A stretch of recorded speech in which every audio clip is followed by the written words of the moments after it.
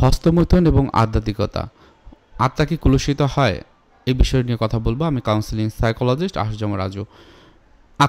আত্মা কি? আমার ভিতরেই কিন্তু একটা অংশ, একটা পার্ট, যার দ্বারা আমরা কোনোভাবে প্রভাবিত হই। প্রাচীন আধ্যাত্মিক দর্শনে বলা হয়েছে শরীর শুধু নয়, আমাদের শরীরটা শুধু আবরণ নয়, এটা একটা আত্মার মন্দির।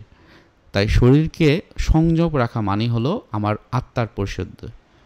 সুতরাং বিভিন্ন ধর্মীয় যে যোগসূত্রগুলো আছে সেখানে কিন্তু এটাকে বলা হয়েছে লোয়ার চক্র ইন্ডুলেজ, যেখানে এই লোয়ার ডিজায়ার থাকে, আত্মার যে পরিমাণটা বা আমার ইচ্ছা আগ্রহর একটা পরিমাণ থাকে।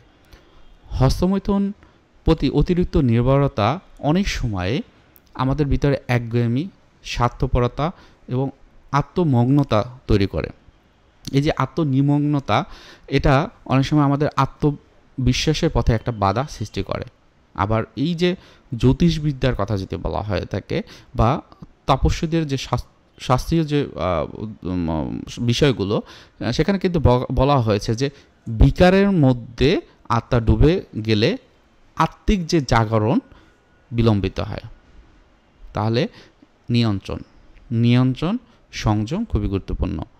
আধ্যাত্মিক পথ ধরে চলতে চাইলে সংযম, মনোসংযোগ এবং হৃদয়ে যে শুদ্ধি, এটা জরুরি। শুধু আচরণগত নয়, আত্মার স্তরেও আমাদের পৌঁছাতে হয়।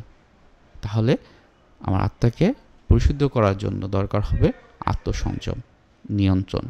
হস্তমৈথুন ভালো লাগা, তবে এটা সংযম, আত্মনিয়ন্ত্রণের মাধ্যমে। ধন্যবাদ।